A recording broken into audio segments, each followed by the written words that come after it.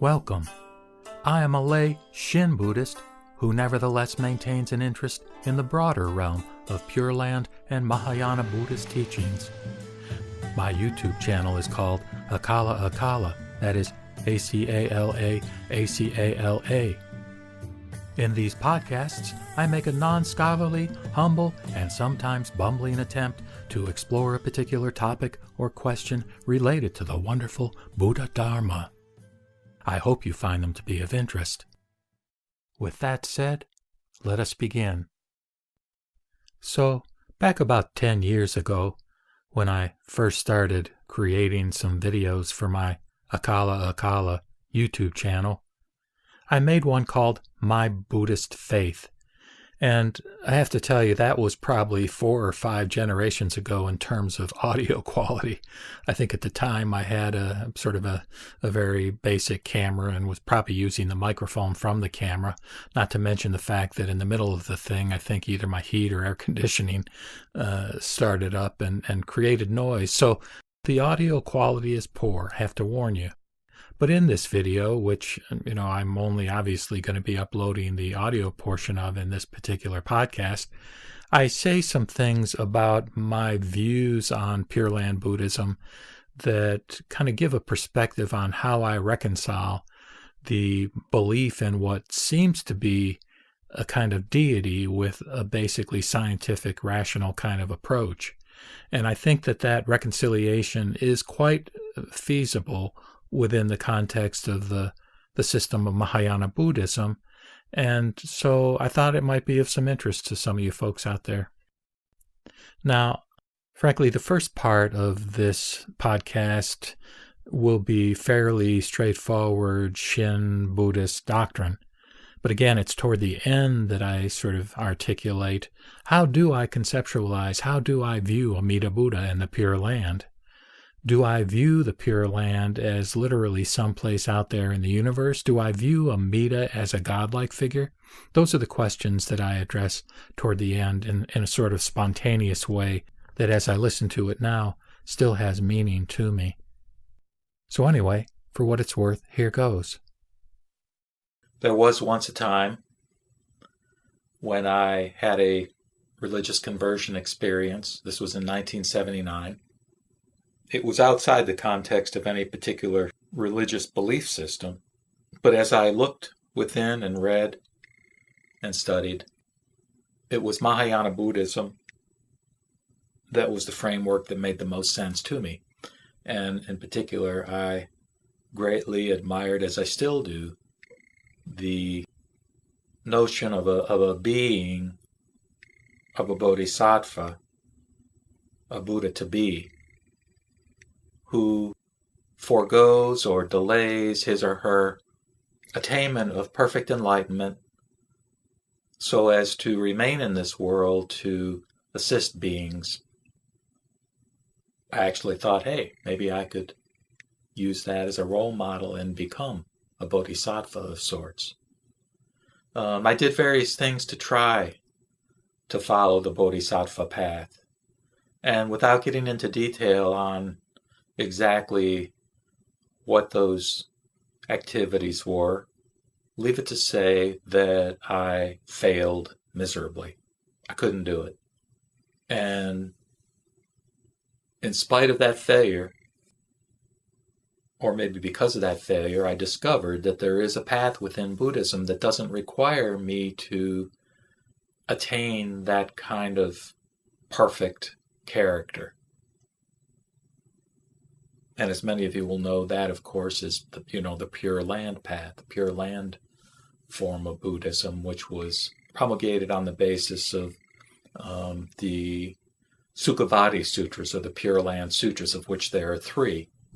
And it's within the larger sutra that a vow is made by a bodhisattva called Dharmakaya Bodhisattva, that in his particular case, he indicated he would forego the attainment of Buddhahood, unless through his good works and the merit transference generated by those works, that he could create a pure land of bliss in the western part of the universe where all anybody would have to do is think of him or say his name, and they could be reborn in his Pure Land upon their death. This actually is the form of Buddhism that's been followed by more tens of millions of people in the course of history than any other form of Buddhism, but we don't hear about it that much in the West. In any case, this Pure Land form of Buddhism was refined to its ultimate degree by Shinran in Japan around the 13th century. And that form of Buddhism is now called Shin Buddhism or Jodo Shinshu, which means true Pure Land Buddhism.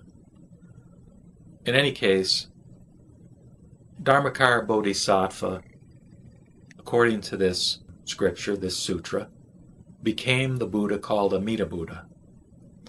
So by simply saying the name of Amida Buddha in the form of what we call the Nembutsu means the name Namo Amida Butsu, which means I take refuge in Amida Buddha, by simply saying Namo Amida Butsu.